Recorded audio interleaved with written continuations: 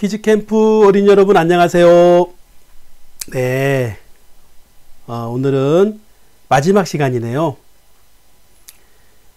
첫 번째, 두 번째, 세 번째, 네 번째 시간을 통해서 한 발짝 한 발짝 우리가 하나님께 가까워졌어요. 그리고 지난 시간에는 우리가 예수님의 복음을 들었습니다. 예, 이제 오늘은요, 성경에서 이제 아주 중요한 부분 몇 가지를 여러분에게 함께 이야기하려고 합니다. 오늘 주제는요, 재판이에요. 재판. 여러분, 그 재판장이라는 건 그 법을 이제 집행하는 곳이죠. 예, 사법부. 지난번에 제가 설명했죠. 이제 입법부는 법을 만드는 곳이고요. 이제 사법부는 이제 법을 적용하는 곳입니다. 법에 따라서 이제 형벌을 주고 또 벌을 주고 이제 이런 곳이죠. 이제 하나님은 성경에 이제 재판장이라고 표현이 되어 있어요. 하나님은 재판장이시다. 재판이 되려면 네 가지가 필요하거든요. 이 첫 번째는 이제 재판장이 있어야 되고요. 두 번째는 검사, 이 죄를 지은 죄수에게 이제 죄를 지적하고 그 죄를 드러내는 사람이 검사, 그리고 이 죄수를 설명해 주는 사람이 이제 변호사, 그리고 마지막으로 죄를 지은 죄수, 네 사람이 있을 때 이제 재판이 형성이 되는 겁니다. 그래서 이제 죄수는 죄를 지었습니다. 아니면 이 죄는 제가 짓지 않았습니다. 이러면서 이제 변호사에게 변호를 의뢰하고, 이제 변호사는 최대한 이 죄수가 잘못하지 않은 사람처럼 설명을 하는 거고요. 검사는 계속해서 이 사람이 지은 죄가 확실히 죄다. 그리고 법에 의해서, 이 법에 적용되어서 이 사람은 벌을 받아야 된다라고 계속해서 송사하는 사람, 이게 이제 검사. 근데 이제 재판장은 이제 최종적으로 재판장이 판결을 내리거든요. 그래서 재판은 언제 끝나냐면 재판장의 판결이 내려질 때 끝나는 거예요. 그래서 사실 이 재판에서 제일 중요한 건 재판장의 판결입니다. 이 판결, 땅 그 판결을 내리기까지 이제 검사와 변호사가 싸우는 거예요. 근데 이 재판에서 제일 중요한 게 있어요. 여러분, 재판에서 이제 진짜 중요한 건 뭐냐면 법이죠. 어떤 법을 적용하느냐. 왜냐하면 법에 의해서 죄가 결정된다고 설명을 해드렸죠. 그래서 어떤 법을 적용해서 이 사람을 재판할 거냐. 네, 저는 핀란드에 제가 지금 살게 된 지가 한 15년, 이제 16년째 됩니다. 핀란드에 이제 합법적으로 제가 살아야 되잖아요. 불법적으로 살 수 없잖아요. 합법적으로 제가 핀란드에서 이제 외국인으로서, 이제 한국 사람으로서 핀란드에서 합법적으로 살려면 제가 이 나라에 있는 그 이민법, 외국인들이 이 나라에 살 수 있는 그 이민법에 제가 맞아야 돼요.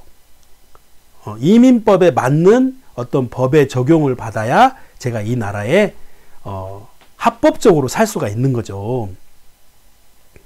제가 15년 전에 핀란드에 처음 왔을 때 이제 제가 이 나라에 이제 거주를 신청하고 이제 비자를 신청했을 때 그 비자법하고 지금하고요, 많이 달라요.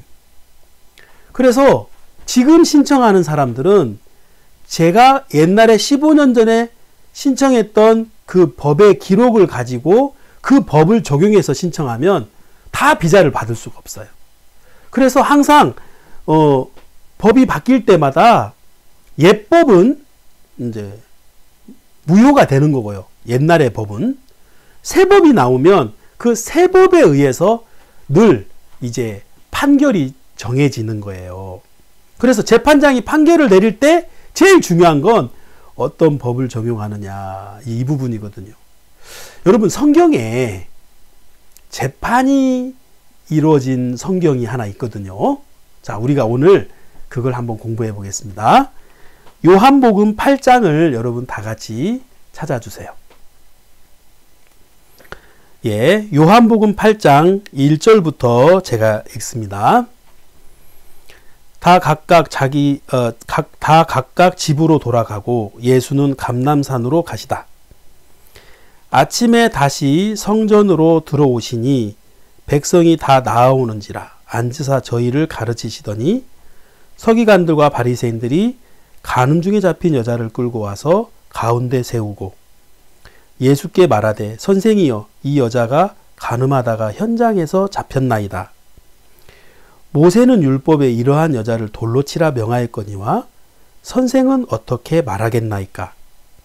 저희가 이렇게 말함은 고소할 조건을 얻고자 하여 예수를 시험함이러라.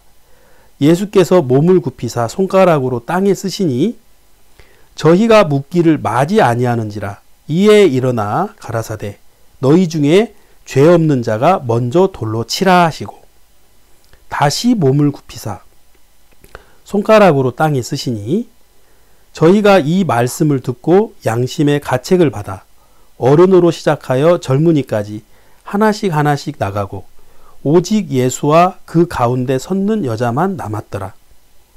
예수께서 일어나사 여자 외에 아무도 없는 것을 보시고 이르시되 여자여 너를 고소하던 그들이 어디 있느냐? 너를 정죄한 자가 없느냐? 대답하되 주여 없나이다. 예수께서 가라사대 나도 너를 정죄하지 아니하노니 가서 다시는 죄를 범치 말라 하시니라. 11절까지 제가 읽었습니다. 여러분, 이제 방금 읽었던 이 말씀에는 재판에 대한 이야기예요. 여러분, 이게 이제 재판이 열린 거예요. 하나님은 재판장이시거든요. 근데 예수님은 하나님과 같단 말이에요. 그러니까 예수님도 이 땅에 재판장으로 이 땅에 오셨고, 오늘 읽었던 이것은 그 재판 용어에 판례라고 있어요. 판례. 그 판결의 예시. 그러니까 어떻게 판결을 내렸느냐에 대한 그 예시인데 이 판례가 아주 중요해요. 그래서 비슷한 케이스의 그 재판들은 대부분 판례를 따라서 결정을 하거든요. 요한복음 8장은요. 하나님이 우리에게 보여주시는 판례예요. 내가 이렇게 재판을 하겠다. 나의 재판은 이렇다.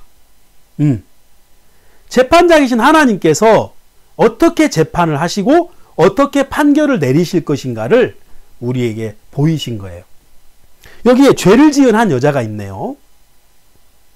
자, 이 여자가 죄를 지었어요. 근데 현장에서 잡힌 거예요. 죄를 짓고 현장에서 잡혔다는 건 변호할 수가 없다는 거죠. 예, 현장에서 잡혔으니까요. 변호할 수가 없는 거예요. 그래서 이 여자는 변호사가 없어요. 자, 근데 여기에 이제 죄를 지은 여자가 있고요. 이 여자를 송사하는, 너는 죄를 지었어. 너는 나쁜 여자야. 너는 죽어야 돼.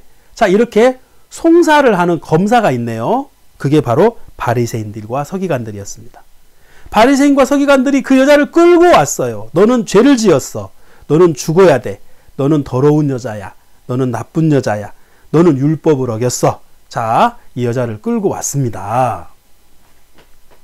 그리고 예수님 앞에 이 여자를 끌고 와서, 자, 이 사람들이 뭐라고 얘기했어요? 5절에 모세는, 자, 4절부터 읽을게요. 죄송합니다. 예수께 말하되 선생이여 이 여자가 간음하다가 현장에서 잡혔나이다. 모세는 율법에 이러한 여자를 돌로 치라 명하였거니와 선생은 어떻게 말하겠나이까. 자, 어떤 법을 이 검사가 들고 왔어요? 바리새인과 서기관들이 어떤 법을 들고 왔냐면 모세의 율법에는 이렇게 돼 있는 거예요. 자, 모세의 율법에는, 자, 이 모세의 율법을 들고 왔네요. 이러한 여자는 돌로 치라고 되어 있습니다. 그리고 선생님, 선생은 어떻게 말하시겠습니까? 자, 분명히 모세의 율법을 이 여자는 어겼고, 그리고 이 여자는 모세의 율법에 의해서 돌에 맞아 죽어야 되는 거예요. 길이 없어요. 자, 예수님이 재판을 하십니다. 자, 여기서 중요한 건 세 번째 시간에 우리가 율법에 대해서 공부를 했습니다. 배웠습니다. 하나님께서 모세를 통해서 율법을 우리에게 주신 궁극적인 목적은, 이유가 뭐죠? 죄를 깨닫게 하는 것입니다. 죄를 드러내는 것입니다. 그럼 이 여자도 모세의 율법에 의해서 죄가 드러났네요? 그렇죠? 예, 이 여자도 죄가 드러났고 죄인으로 드러났습니다. 자, 그 다음에 성경에 분명히 이 율법은 몽학선생이라 그랬죠? 율법은 우리를 예수님 앞으로 끌고 온다고 돼 있어요. 진짜 그렇네요. 이 여자는 죄를 지었고 모세의 율법에 의해서 잡혀서 예수님 앞에 왔습니다. 그럼 이제 예수님이 어떻게 이 여자에게 재판을 하는지, 이게 굉장히 중요한 거예요. 왜냐하면 이게 판례라는 거죠. 이렇게 예수님께서 앞으로 재판을 하시겠다. 예수님은 하나님의 재판은 이렇다라는 재판을 우리에게 공개한 거예요. 자, 여러분 여기 이제 6절을 보겠습니다. 저희가 이렇게 말함은 고소할 조건을 얻고자 하여 예수를 시험함이로라. 예수께서 몸을 굽히사 손가락으로 땅에 쓰시니. 근데 예수님께서 이 여자의 이야기를 듣고 이제 모세의 율법을 들었고, 그리고 예수님이 일어서셔서 허리를 숙이시고 땅에 손가락으로 쓰신 거예요. 왜 그러셨을까요? 자, 모세의 율법은 누가 만들었어요? 하나님이 만드셨죠. 입법자는 누구예요? 하나님이시잖아요. 법을 만드신 분이 하나님이시잖아요. 그래서 법은 하나님이 만드시는 거예요. 근데 예수님도 하나님의 아들이고 예수님이 하나님이니까 예수님도 법을 만들 수가 있는 거예요.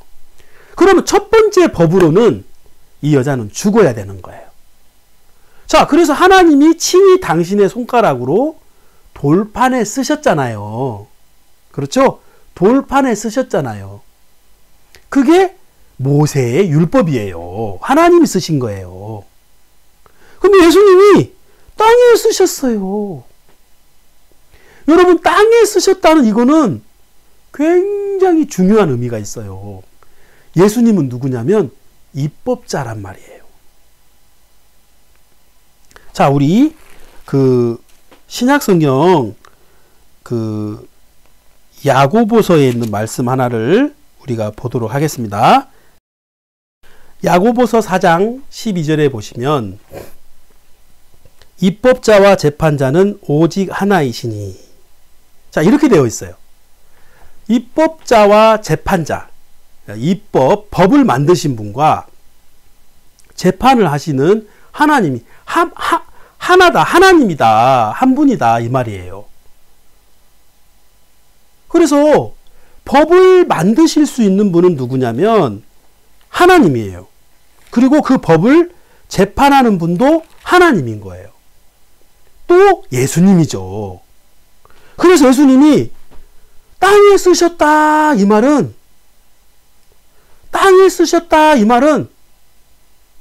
새 법을 만드셨다, 그 말이에요. 예수님은 입법자니까요.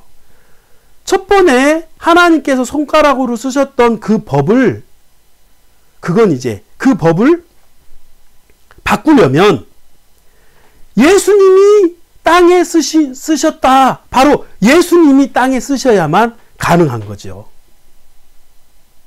자, 이 뜻은 뭐냐면 내가 모세의 율법으로 이 여자를 심판하지 않겠다. 내가 이 여자를 모세의 율법으로 재판하지 않겠다. 내가 새 법을 쓴다라고 땅에 쓰신 거예요. 그런데요, 요한복음 8장에 보면 7절, 저희가 묻기를 마지 아니하는지라 이에 일어나 가라사대 너희 중에 죄 없는 자가 먼저 돌로 치라 하시고 다시 몸을 굽히사 손가락으로 땅에 쓰시니. 예수님이 땅에 또 쓰시는 거예요. 두 번째 쓰시는 거예요. 자, 왜 예수님이 두 번 땅에 쓰셨을까요? 하나님께서 첫 번에 모세의 돌판에 손가락으로 친히 율법을 쓰셨고요. 그 율법을 모세가 그 돌판을 땅에다 떨어뜨리고 깨뜨렸어요. 그리고 다시 모세는 새 돌판을 들고 하나님께 다시 갔습니다. 그리고 하나님이 다시 쓰셨어요. 다시 쓰셨단 말이에요. 두 번 쓰신 거예요. 그래서 예수님께서 두 번 쓰신 거예요. 두 번 쓰셨다는 건 모세의 율법은 이제 옛법이다. 새 법을 땅에 쓰셨다는 것이죠. 자, 하나님이, 예수님이 난 이제 모세의 율법으로 재판하지 않아. 나는 이제 새 법으로 재판을 할 거야. 자, 우리 히브리서에 있는 말씀을 보겠습니다. 히브리서 10장인데요. 여러분 여기 펴보세요. 자, 히브리서 10장 15절입니다. 또한 성령이 우리에게 증거하시되 주께서 가라사대 그날 후로는 저희와 세울 언약이 이것이라 하시고 그 법을 내 법을 저희 마음에 두고 저희 생각에 기록하리라. 자, 첫 번째 옛 법은 하나님이 돌판에 쓰셨어요. 두 번. 근데 이 새 법은요, 그날 후로는, 이 그날이라는 건 바로 예수님 시대를, 예수님 후로는 이 말이거든요. 예수님이 이 땅에 오신 후로는, 또는 예수님이 십자가에 죽으신 이후로는, 자, 예수님 후로는, 자, 예수님이 오시면서 새로운 언약을 우리에게 주신다. 새로운 언약은 우리의 마음과 우리의 생각에 기록한다. 예수님이 땅에 쓰셨잖아요. 그것도 두 번. 하나님이 우리를 지으실 때 흙으로 지으셨잖아요. 땅에다 쓰셨다는 건 우리의 마음과 우리의 생각에 쓰시겠다는 것입니다.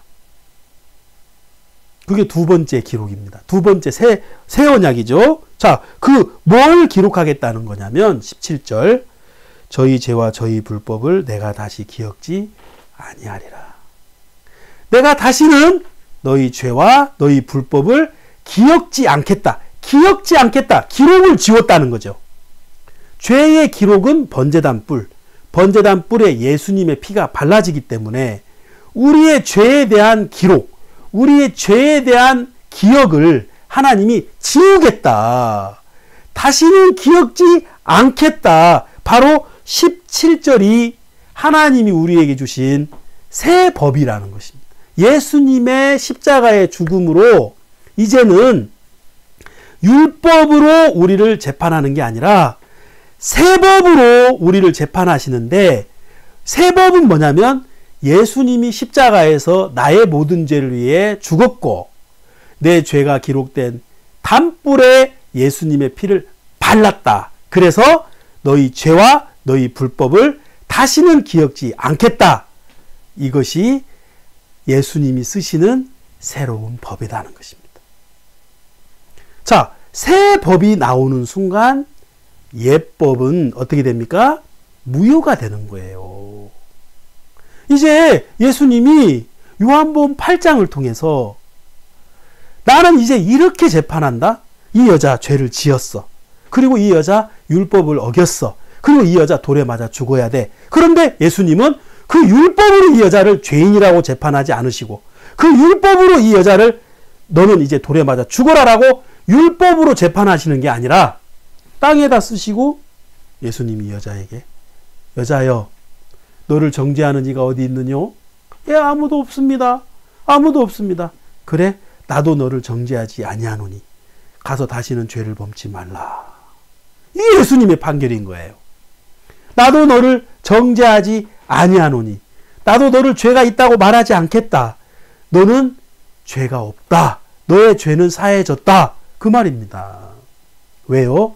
내가 너의 죄를 위하여 십자가에 죽을 거야. 내가 너의 죄를 위하여 이 땅에 왔어.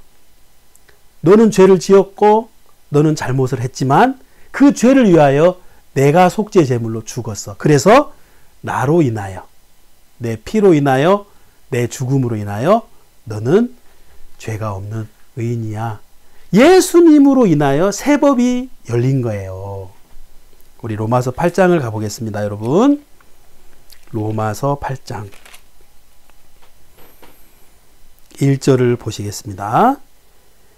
그러므로 이제 그리스도 예수 안에 있는 자에게는 결코 정죄함이 없나니 이는 그리스도 예수 안에 있는 생명의 성령의 법이 죄와 사망의 법에서 너를 해방하였습니다. 자, 여러분 여기 두 가지의 법이 나오죠. 첫 번째, 생명의 성령의 법, 예수님 안에 있는 생명의 성령의 법이 히브리서 10장 17절입니다. 저희 죄와 저희 불법을 내가 다시 기억지 아니하리라. 그런데 죄와 사망의 법, 바로 이게 모세의 율법입니다. 우리의 죄를 드러내고 우리가 죄가 있는 걸 가르쳐 주는 거죠. 그리고 너를 해방하였습니다. 여러분, 새 법이 나오면 우리는 옛법에서 해방되는 거예요. 자유로운 거예요. 저는 이제 핀란드 헬싱키에 살고 있습니다. 핀란드 헬싱키에서 가장 가까운 굿뉴스 미션 교회는 여기 옆에 러시아라는 나라의 상트페테르부르크라는 도시입니다. 거기에 우리 굿뉴스 미션 교회와 선교사님이 계세요. 제가 자동차로 유일하게 갈 수 있는 이제 도시고 교회입니다. 자주 이제 러시아에 갔었고 또 상트페테르부르크에 자주 갔었어요. 한 번은 제 기억에 2016년도인 걸로 기억합니다. 2015년 12월 31일에 2015년의 마지막 날이죠. 12월 31일에 제가 전화 한 통을 받았어요. 띠리리리리, 여보세요? 전화 한 통을 받았어요. 예, 누구세요? 네, 김진수 목사님. 저는 러시아 상트페테르부르크에 있는 류규 목사입니다. 아이고, 목사님 안녕하세요. 목사님 안녕하세요. 무슨 일이세요? 김진수 목사님, 우리 러시아 상트페테르부르크 교회는 내일 1월 1일, 2016년 1월 1일부터 새해 맞이 수양회를 합니다. 그러세요? 목사님 좋으시겠네요. 그래서 우리가 강사 목사님이 필요합니다. 예, 목사님. 누가 오시나요? 우리 헬싱키에 있는 핀란드 김진수 선교사님을 초청하고 싶은데요. 내일 바로 오시겠어요? 제가 그 전화를 받고 막 웃었어요. 목사님도 참, 아이고, 제가 가고 싶죠. 근데 목사님, 저는 지금 러시아 비자가 없습니다. 보통 한국 사람이 러시아를 가기 위해서는 러시아 비자를 신청해야 되는데, 비자를 신청하기 위해서는 러시아에서 발급된 초청장과 그리고 러시아 대사관에 가서 이제 비자 신청을 하면 한 일주일 걸리거든요. 초청장이 나오는 데는 한 2주일 걸리고, 그러니까 최소 3주에서 4주 정도의 시간이 걸리거든요. 그리고 이제 비용도 들고요. 그렇게 해서 이제 러시아 비자를 받아서 제가 러시아를 갈 수 있는데, 12월 31일에 전화가 왔는데, 하루 전날, 저보고 1월 1일에 러시아 상트페테르부르크에 집회 강사로 오라니까 제가 얼마나 웃겨요. 그래서 목사님, 초청은 감사하지만 제가 갈 수가 없습니다. 근데 이 류기 목사님이 김진수 목사님 모르시네요? 예? 모르지요. 제가 뭘 압니까? 좋은 소식이 있습니다. 무슨 소식이요? 2016년 1월 1일부터 모든 한국 사람은 러시아에 무비자로 입국을 할 수가 있습니다. 3개월 무비자입니다. 그러는 거예요. 네? 2016년 1월 1일이면 내일인데, 내일부터요? 예, 새 법이 나왔어요 하면서 저에게 파일을 막 보내주시는 거예요.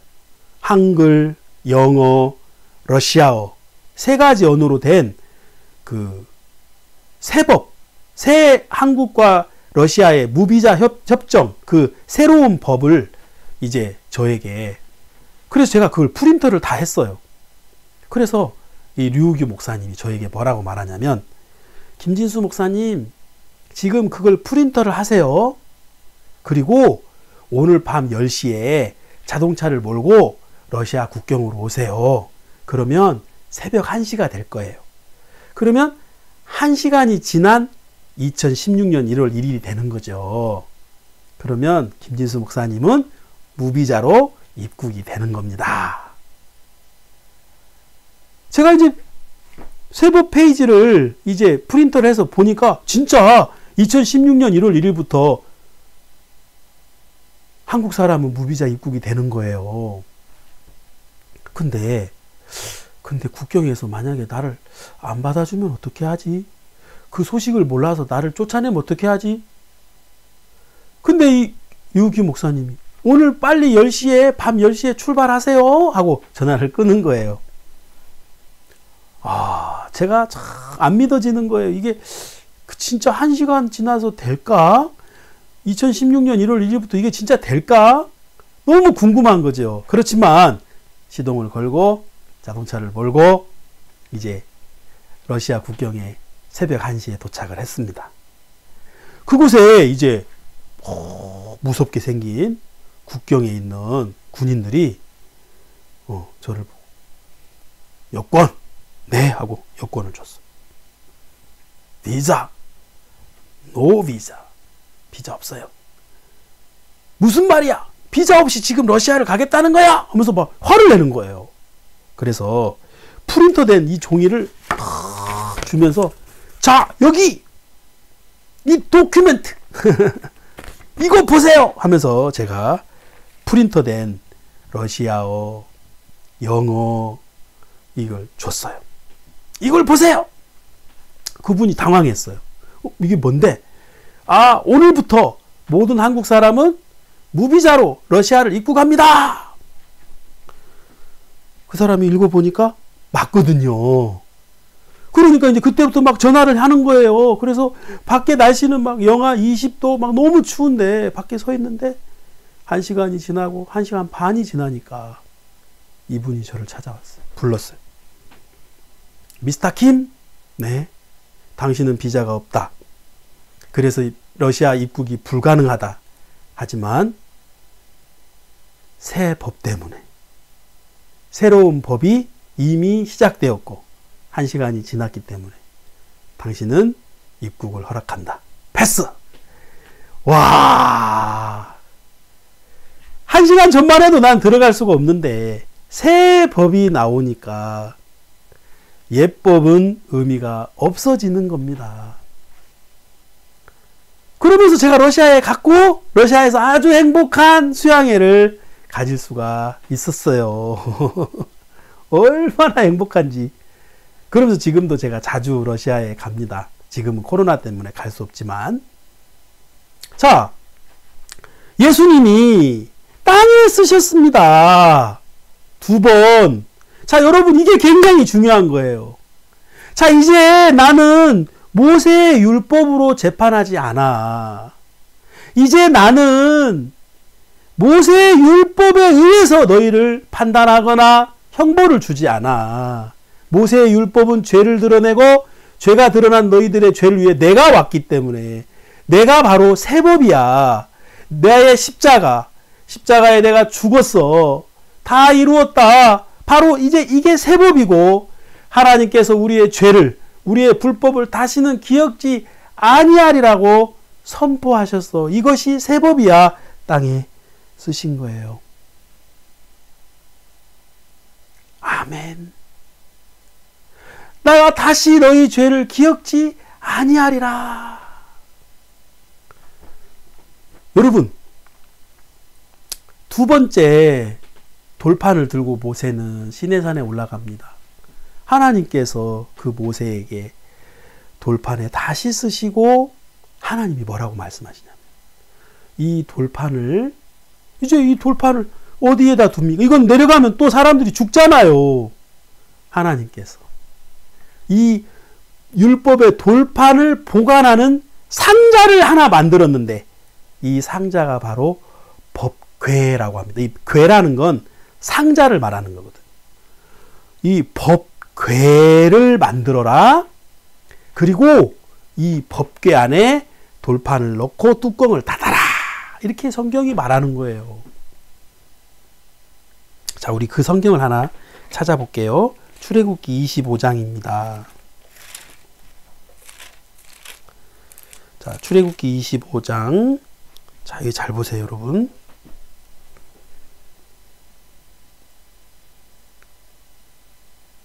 10절입니다. 그들은 조각목으로 궤를 짓되. 자, 여기 이제 궤를 짓되 하고 이제 사이즈가 쭉 나와요. 자, 그리고 여기 21절. 속죄소를 궤 위에 얹고 내가 내게 줄 증거판을 궤 속에 넣으라. 예, 궤 속에 넣으라. 자, 이 상자 안에 증거판, 이 돌판, 율법의 돌판을 넣어라. 22절. 거기서 내가 너와 만나고 속죄소 위 곧 증거궤 위에 있는 두 그룹 사이에서 내가 이스라엘 자손을 위하여 내게 명할 모든 일을 내게 이르리라. 하나님이 우리를 어디서 만난다고 그랬어요? 이 법궤, 이 상자, 이 궤, 뚜껑, 이 뚜껑에 하나님이 그 뚜껑의 이름이 속죄소, 죄를 사한 곳, 또 하나는 시은좌, 은혜의 자리. 자, 하나님이 거기에 앉아서 우리를 만나시고 우리와 대화하신다는 거예요. 여러분, 혹시 상자를 만들 때 뚜껑을 무겁게 만들어요? 아니면 가볍게 만들어요? 가볍게 만들죠. 왜냐하면 열어야 되니까요. 뚜껑을 열고 또 넣고 또 빼고. 근데 뚜껑을 엄청 무겁게 만든다는 건 열지 않겠다는 뜻이죠. 여러분, 지금 이 법궤는 이상한 게 뭐냐면 상자가 있고 뚜껑이 있는데 이 뚜껑이 이름이 있고요. 그리고 이 뚜껑은 엄청 무거워요. 여기 두 그룹이 날개를 탁 펴고 무릎을 꿇고 그 눈은 뚜껑을 향해 있어요. 딱 이렇게 정금으로 지어진 엄청 무겁죠. 두 그룹이 있으니까요. 그래서 뚜껑을 지키고 있는 거예요. 이 뚜껑을 또 지키는 자 두 명을 세웠네요. 이게 히브리어로 지키는 자라의 뜻이거든요. 두 명의 뚜껑 지키는 자가 있고 날개를 턱 펴서 덮고 있는 거예요. 덮고 있다는 건 뭐예요? 열지 마! 열지 마! 그리고 이 천사의 이 그룹의 두 눈은 뚜껑을 향해 있는 거예요. 항상 이 뚜껑을 지키는 거예요. 열지 마! 그 뚜껑 엄청 무겁잖아요. 두 그룹이 있죠. 정금으로 만들었죠. 열지 마. 다시 말하면 이 율법을 봉인했다는 거예요. 가뒀다는 거예요. 그리고 율법을 놓고 덮었다는 거예요. 뭘로? 은혜로 덮었다. 속죄했다. 이게 율법으로 나를 만나는 게 아니라 율법을 덮은 그 뚜껑에서 하나님이 우리를 만나겠다. 예수님이 이 죄를 지은 여자를 그 시은자에 앉아서 율법의 뚜껑 위에 앉아, 이 법궤 위에 앉아서 이 여자를 만난 겁니다. 근데 사람들이 모세의 율법에는 이거 이미 법궤 안에 갇혔는데, 그리고 절대 열지 마. 절대 열지 마. 자, 근데 이 성경에 이 뚜껑을 여는 사람이 나와요. 자, 이 성경에 이 사무엘상 6장을 한번 보겠습니다. 사무엘상 6장. 이 뚜껑이 딱 한 번 열리거든요. 사무엘상 6장 법궤 뚜껑이 19절. 벳세메스 사람들이 여호와의 궤를 들여다본 고로. 이 궤를 열어본 거예요. 들여다봤다는 거죠. 아내를. 그들을 치사 5만 70인을 죽이신지라. 자, 5만 70명의 벳세메스 사람들이 왜 죽었냐면 이 뚜껑을 열어서 죽은 거예요. 왜? 이건 절대 열지 마. 이 율법은 지키는 법이 아니라 이 율법은 지켜서 은혜를 입는 법이 아니라 그냥 죄를 깨닫는 거야. 이 율법으로는 죄를 깨닫는 거야. 그래서 죄를 깨닫고 예수님에게로 가는 거야. 그래서 예수님이 우리의 죄를 위해 사해주고 우리 죄를 위해 죽고 예수님의 피로써 우리의 죄를 씻고 은혜로 우리가 이제 하나님 앞에 당당하게 예수님의 피를 힘입어 하나님 앞에 우리가 서는 거야. 율법은 우리를 죄를 깨닫게 하는 것이지 율법으로 하나님은 우리를 판결하지 않으신다는 겁니다.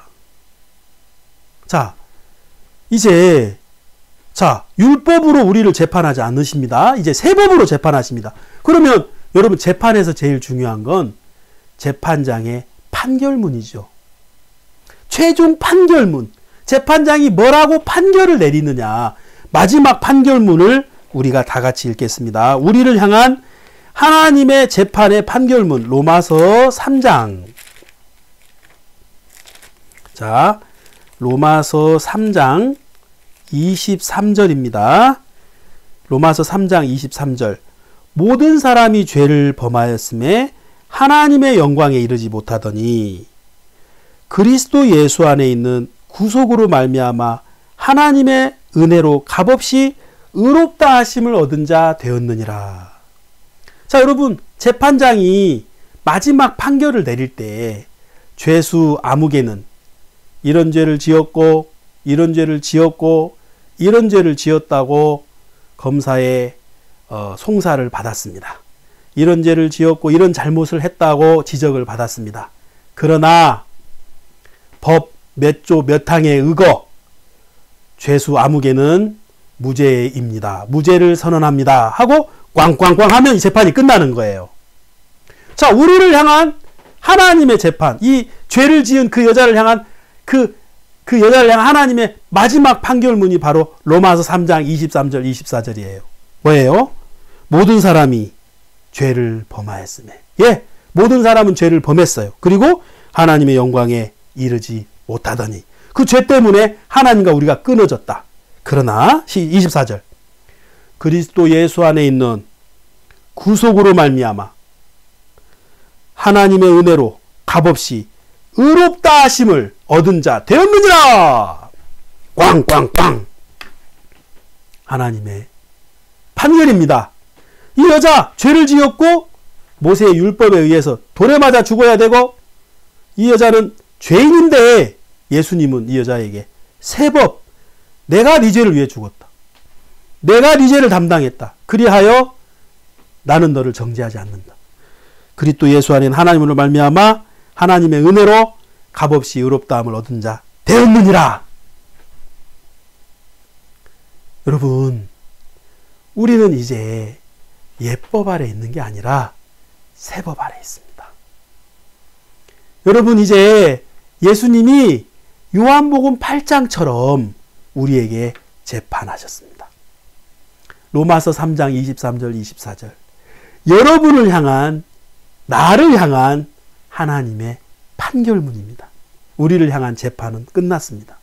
우리의 모든 죄와 우리의 모든 불법은 예수 그리스도의 십자가로 모두 다 용서되었고 모두 다 사해졌고 그 죄를 위해 예수님이 다 이루었다라고 말씀하셨습니다. 다시는 하나님이 우리의 죄와 우리의 불법을 기억하지 않습니다. 네가 죄를 지었어. 너는 죄를 지었어. 그리고 죄를 지을 수 있어. 또 너는 잘못할 수 있어. 하지만 그리스도 예수 안에 있는 구속으로 말미암아 하나님의 은혜로 너는 값없이 의롭다 하심을 얻은 자 되었느니라. 새 법으로 하나님이 우리를 판결하십니다. 이 하나님의 은혜를 여러분 마음에 받아들이시고 이 여자가 죄를 짓지 말아야지 해서 변한 게 아니라 하나님의 은혜와 예수님의 은혜를 받으면서 이 여자가 전혀 다른 사람으로 바뀌는 것처럼 여러분 바로 이 하나님의 은혜와 예수님의 사랑이 우리를 의롭게 했고 우리의 삶을 통째로 바꾸는 것입니다. 이 은혜를 믿으십시오. 여러분은 영원히 온전합니다. 의롭습니다. 거룩합니다. 새 법을 주신 주님을 감사하고 이 새 법으로 우리를 만나시는 하나님 앞에 감사합니다. 오늘 이 시간을 끝으로 복음 이야기 시간 5번의 시간을 모두 마무리합니다. 여러분 잘 들으셨습니까? 이제 여러분 하나님의 아들이죠? 네. 범죄하기 전에 아담과 하와는 하나님 앞에 자유로웠습니다. 벌거벗었지만 자유로웠고, 넘어졌지만 자유로웠고, 이제 연약했지만 자유롭습니다. 바로 하나님이 그 자유를 지금 우리에게 주신 거예요. 이제 더 이상 하나님을 두려워하지 마시고, 여러분이 어떤 잘못을 했든 어떤 연약함을 가졌든 십자가 예수 그리스도의 피로써 다 씻어버리고 하나님 앞에 담대하게 하나님의 은혜와 사랑을 믿는 믿음으로 아들로서, 딸로서 우리가 하나님을 의지하고 하나님을 믿고 사는 것입니다. 이번 복음의 이야기 시간을 다 같이 갖게 되어서 너무 감사하고, 여러분 모두에게 이 복음을 전할 수 있어서 감사합니다. 하나님께 영광을 돌립니다. 다음 기회가 될지 모르겠지만 다음 언젠가 여러분을 꼭 다시 뵙기를 바랍니다. 감사합니다.